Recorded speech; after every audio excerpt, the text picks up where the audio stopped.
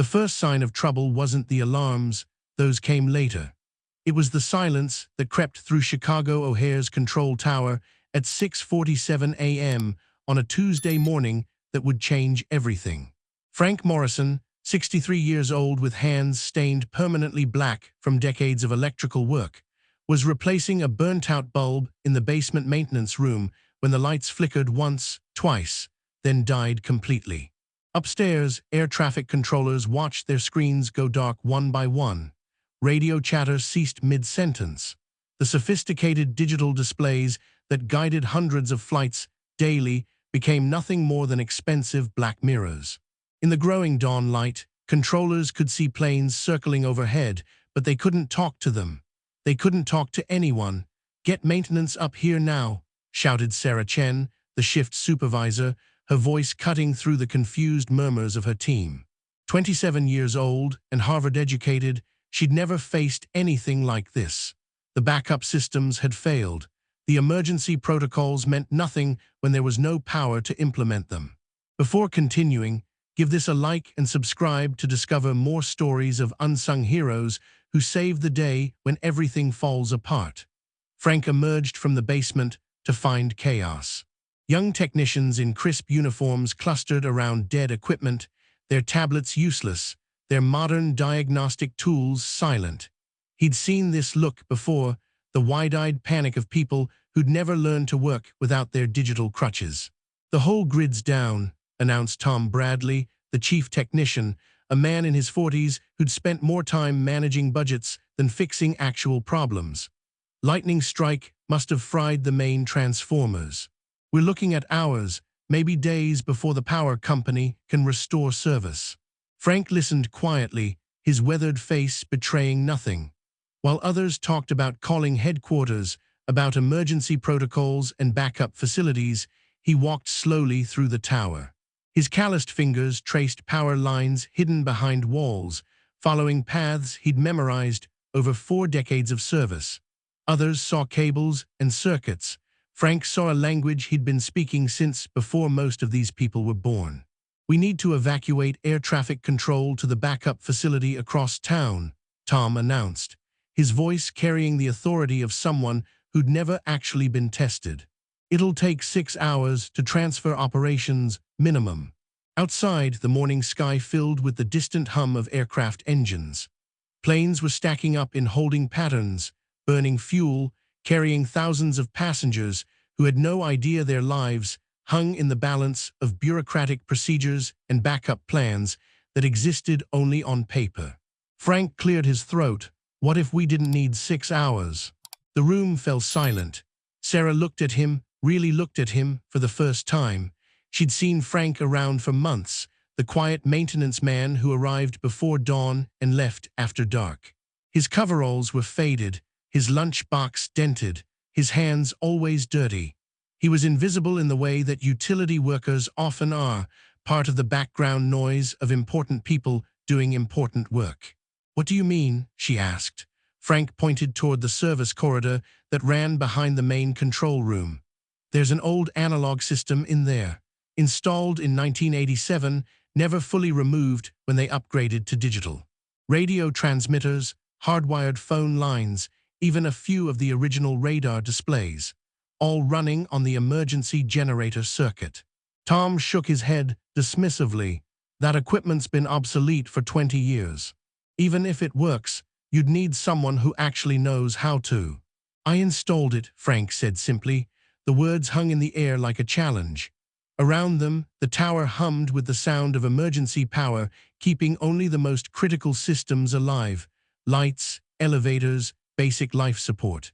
But in the service corridor, hidden behind a door most people never noticed, lay equipment that predated smartphones, that remembered when aviation meant more than just computer screens and satellite feeds.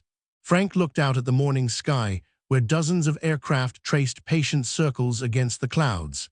Each one carried people with somewhere to be, families waiting, connections to make.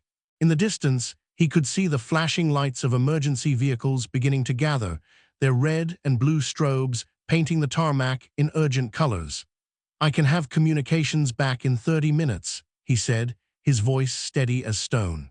But I'll need everyone to stay out of my way. Sarah Chen had built her career on data, algorithms, and systems that never failed, until today. As she watched Frank Morrison disappear into the service corridor with nothing but a flashlight and a toolbox older than her car, she felt the weight of responsibility pressing down on her shoulders like a physical force. "This is insane," Tom Bradley muttered, pacing behind the darkened control stations. "We're talking about equipment from the Reagan administration. Even if it powers up, who's going to operate it? The interface alone." "I will," the voice came from the corner, quiet but certain. Margaret Kowalski, 71 years old, had been coming to the tower every Tuesday morning for 3 years now, bringing coffee and donuts to the security desk. Most people knew her as Eddie's widow, Eddie Kowalski, who'd worked air traffic control for 38 years before retiring in 2003. "Mrs. Kowalski, with all due respect," Tom began. "I worked these radios for 15 years, she said, her Polish accent still thick after 5 decades in Chicago. "Before computers, before fancy screens, when weather was bad and radar went fuzzy, we talked planes down with nothing but our voices and our eyes." Sarah felt something shift in her chest, a recognition she couldn't quite name. Around her, the newest generation of air traffic controllers, brilliant, trained on the most advanced systems in the world, stood helpless before dark screens. But these two people, whom she'd barely noticed before today, carried knowledge that no manual could teach. Through the service corridor door came the sound of Frank's work.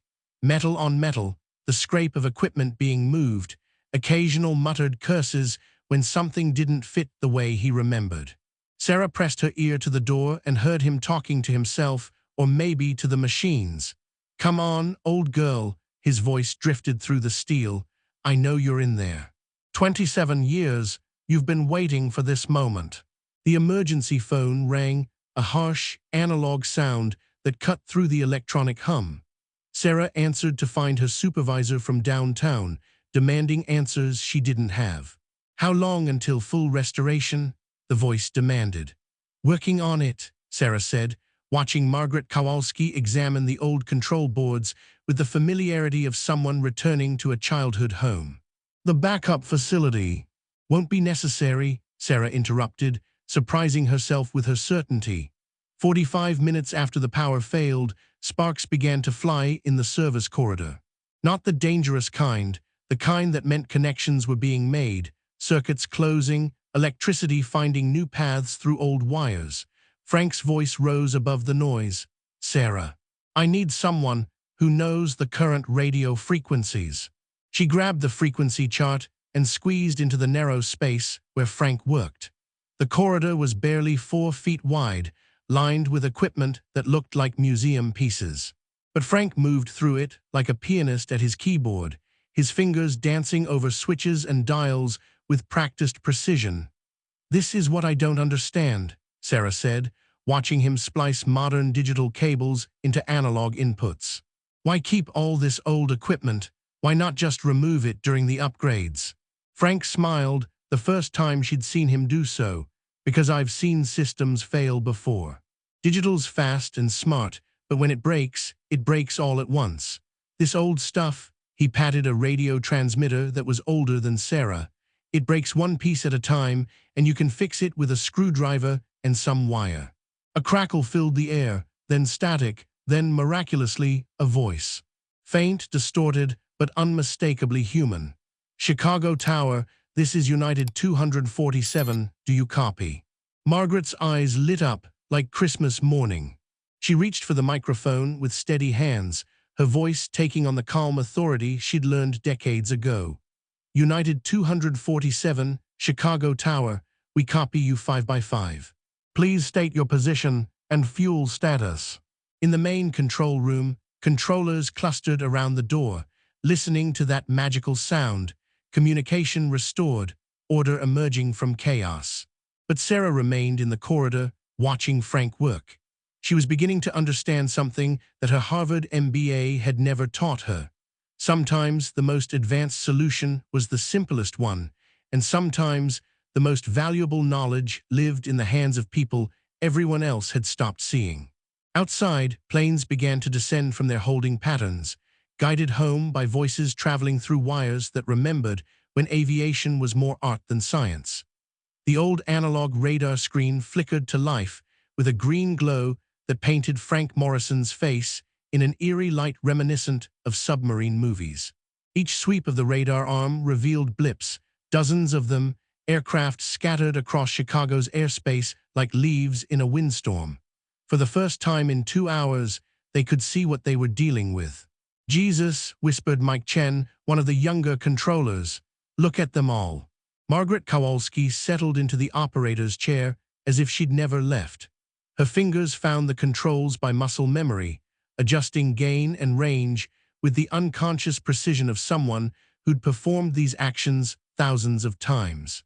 The scope sharpened, revealing not just aircraft positions, but their relative altitudes, speeds, and vectors. "Fuel's going to be our biggest problem," she announced, her voice carrying the calm authority that only comes from having lived through real emergencies. "These birds have been circling for over 2 hours. Some of them are going to be running on fumes." Sarah Chen found herself caught between two worlds, the digital precision she'd been trained for, and this analog approach that seemed to run on intuition and experience. She watched Margaret work the radio, her Polish accent somehow adding weight to every transmission. "American 891, Chicago Tower, what's your fuel status?" Tower was showing 45 minutes remaining. "We need to get on the ground soon." Margaret made a note on actual paper, no computer terminals, no digital logs. Just a pencil and clipboard, the same tools her husband Eddie had used for nearly 4 decades. She looked at the radar screen, calculating approach vectors in her head. "Tom," Sarah called to the chief technician, who stood nearby looking increasingly uncomfortable with the improvised operation. "We need to coordinate with ground control for landing sequences." "The digital system handles all that automatically," Tom protested, "without the computer integration." "We did this for 40 years without computers," Margaret said, without looking up from her notes. "One plane at a time, one decision at a time." "Frank, how's that ground control frequency coming?" From the service corridor came Frank's voice, strained with effort. "Give me 5 more minutes. The antenna cable's corroded, but I think I can bypass it." The sound of his work had become the tower's heartbeat, metal scraping metal, tools clattering, the occasional grunt of frustration followed by determination. Sarah realized she'd been holding her breath each time the sounds stopped, only releasing it when they resumed.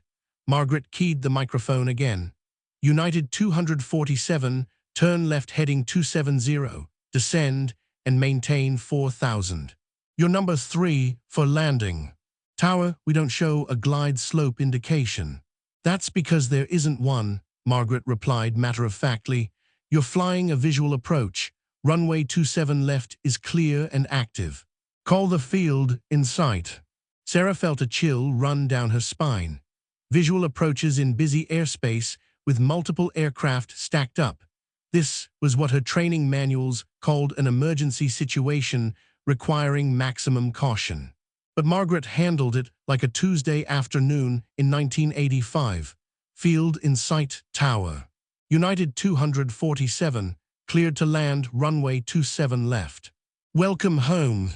Through the tower windows, they watched the United Airlines jet emerge from the morning haze, its landing lights cutting through the remaining mist. The approach looked perfect, smooth, stable, controlled. As the wheels touched down on the wet tarmac, a cheer went up from the watching controllers. Frank's voice crackled through the improvised intercom system he'd rigged. "Ground control frequency is live. Margaret, you've got runway coordination now." The old woman smiled, reaching for another microphone. "Ground control, this is Margaret, Eddie's wife. Anyone remember me?" A pause, then laughter crackling through the radio. "Margaret. Holy shit, sorry, ma'am, this is Bobby Martinez. I worked with Eddie back in the 90s. Bobby, still drinking too much coffee. 3 parts a day, just like Eddie taught me. What do you need, Margaret?" What followed was a masterclass in old-school aviation coordination. No computer systems, no automated handoffs, no digital flight strips. Just experienced voices talking to each other across the radio waves, coordinating aircraft movements with a precision that seemed impossible without technology. Sarah found herself taking notes, not for any report, but because she was witnessing something that couldn't be taught in any classroom. This was institutional knowledge made manifest, decades of experience condensed into calm voices and steady hands. Sarah, Margaret called, "Come here, it's time you learned how we used to do things." As Sarah approached the radar scope, she saw something that would stay with her for the rest of her career: the controlled chaos of human expertise in action. Every decision Margaret made rippled across the screen, aircraft adjusting their courses, altitudes shifting, the entire pattern of airspace slowly organizing itself through nothing more than voice commands and visual confirmation. Outside, the morning sun burned through the last of the mist, revealing the orderly progression of aircraft touching down safely on Chicago's runways, guided home by voices from a simpler time. By 10 a.m., what had started as Chicago O'Hare's worst crisis in decades had transformed into something else entirely, a demonstration of human ingenuity that drew observers from across the aviation industry. Word had spread through radio chatter and emergency channels that the nation's busiest airport was operating on equipment from the 1980s, managed by a retiree and a maintenance worker most people had never noticed. Frank Morrison emerged from the service corridor for the first time in 3 hours, his coveralls soaked with sweat, his hands bleeding from small cuts where old metal had bitten back. He looked like he'd been wrestling with dragons, which in a way he had been. "How many more birds do we have up there?" he asked Margaret, who had settled into a rhythm that seemed almost musical, radio calls flowing seamlessly into coordination with ground control, each aircraft guided with the precision of a conductor leading an orchestra. 14 still airborne," she replied without missing a beat. "But we've got American 445 declaring minimum fuel. They need to come down next." Sarah watched the dance unfold on the ancient radar screen. What struck her wasn't just the efficiency, though that was remarkable, but the humanity of it all. Every radio transmission carried a personality. Every decision reflected individual judgment rather than algorithmic calculation.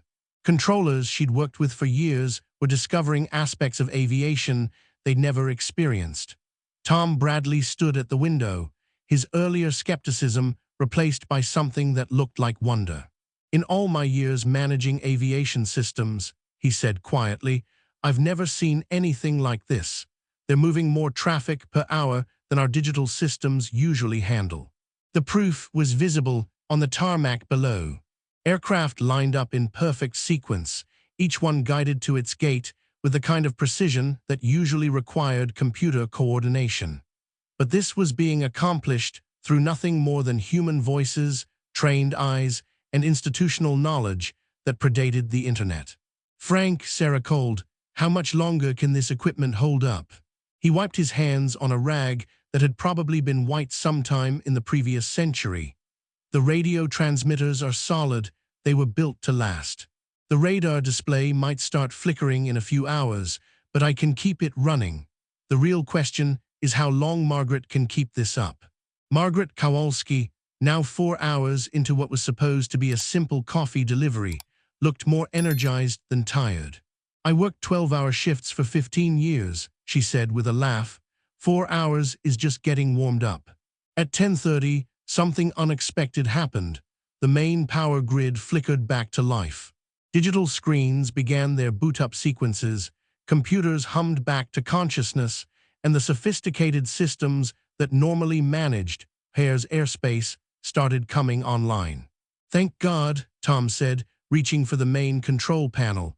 "We can finally get back to normal operations." "Wait," Margaret's voice cut through the celebration. "Frank, what's the status on those digital systems?" Frank had already anticipated this moment. "They'll need at least an hour to fully initialize and sync with the National Airspace System. All those aircraft would have to be re-entered into the system, flight plans reconstructed, coordination protocols re-established. Sarah looked at the radar screen where Margaret continued to work, her movements as smooth as they'd been all morning. Outside, aircraft continued to land and taxi with clockwork precision. The crisis was over, but something more important was happening, a recognition of value that had been hiding in plain sight for years. Keep the analog system running, Sarah decided. We'll transition gradually as the digital systems come back online. Tom stared at her. Are you serious? We have protocols for this. Standard operating procedures. The protocols didn't help us when everything went dark, Sarah replied. But Frank's knowledge and Margaret's experience did. Maybe our protocols need updating. For the next hour, O'Hare operated on both systems simultaneously. Analog and digital, old and new, human intuition and computer precision. Controllers moved between the two worlds, and something remarkable emerged. They worked better together than either had worked alone. Margaret trained 2 controllers on the old radar systems. Frank showed 3 technicians how to trace power systems by hand rather than relying solely on diagnostic computers. Knowledge flowed in directions that organizational charts had never anticipated. At noon, with all aircraft safely on the ground and normal operations restored, Sarah made an announcement that surprised everyone, including herself. Frank Morrison is being promoted to Senior Systems Engineer. Margaret Kowalski is being offered a position as Special Advisor for Emergency Operations, and we're keeping the analog backup system fully operational and staffed. Tom opened his mouth to object, then closed it. He'd seen the numbers: 0 incidents, 0 delays, 0 safety compromises. The morning's crisis had revealed something that all their modern efficiency studies had missed. Sometimes the most advanced solution was also the simplest one, and sometimes the most valuable knowledge lived in the hands of people everyone else had forgotten to see. 3 months later, the story of O'Hare's analog morning had become legend throughout the aviation industry. Flight schools used it as a case study. Air traffic control academies added courses on backup procedures and institutional knowledge. But for Frank Morrison and Margaret Kowalski, the real change was much simpler. They were no longer invisible. Frank's new office was still in the basement. He'd insisted on that, but now controllers came to him with questions that went beyond burnt bulbs and broken switches. They wanted to understand the systems that supported their digital world, to learn the kind of troubleshooting that couldn't be taught from manuals. The thing about old equipment, Frank explained to a group of young technicians gathered around a 1987 radio transmitter, is that it fails gracefully. One component goes bad, you bypass it. Wire gets corroded, you replace just that section. These new systems are smarter, but they're also more fragile. Margaret had accepted a part-time position that made official what had always been true. She was a repository of knowledge that no database could contain. Her Tuesday coffee visits had evolved into training sessions where she taught controllers the lost art of visual approaches and manual coordination. The computers calculate everything perfectly, she told Sarah during one of their weekly meetings, but they can't account for what they can't see. Whether that's not showing on radar, a pilot who's scared and needs a calm voice, equipment that's working but not quite right. Sarah had been promoted to Assistant Director of Operations, largely based on her decision-making during the crisis. Her office wall now displayed 2 photos, one of the tower's state-of-the-art digital control room and another of Margaret working the old analog radar on that Tuesday morning in October. The changes went deeper than personnel. O'Hare's emergency protocols had been completely rewritten, incorporating lessons learned from the morning when everything went dark. Every controller now trained on analog systems. Every technician learned to trace power systems by hand. The institutional knowledge that had nearly been lost was now being actively preserved and transmitted. Tom Bradley, rather than being demoted, had embraced his new role overseeing the integration of old and new systems. I spent 20 years trying to eliminate human error, he admitted during a staff meeting, but what I learned that morning was that human adaptability isn't something to eliminate, it's our greatest strength. The analog backup system remained fully operational, staffed every shift by controllers who'd learned to see aviation through Margaret's eyes. It was tested monthly, not because anyone expected the main systems to fail again, but because the testing itself had become valuable training. Airlines began requesting O'Hare controllers for their own emergency procedure development.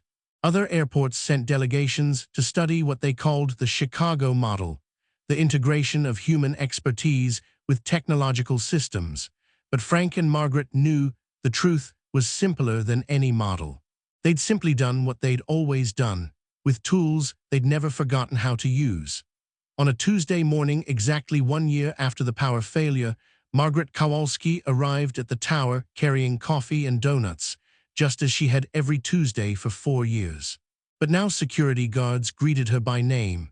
Controllers hugged her in the elevator. The tower hummed with the recognition that heroism wasn't always dramatic. Sometimes it was just the quiet competence of people who showed up and did what needed doing. Frank finished installing new backup power lines that morning, his hands still stained black, but now carrying the respect of engineers half his age. As he tested the connections, he thought about visibility and invisibility, about the difference between being seen and being valued. Sometimes, he told Sarah, as they watched aircraft take off into another perfect autumn morning, the most important work happens in places people don't think to look. The best heroes are the ones who never needed to be heroes, they just needed to be ready. Sarah nodded, understanding now what she'd missed before. The tower operated on more than electricity and radio waves. It ran on the accumulated knowledge of people who devoted their lives to keeping aircraft safe, who'd learned their craft when failure meant relying on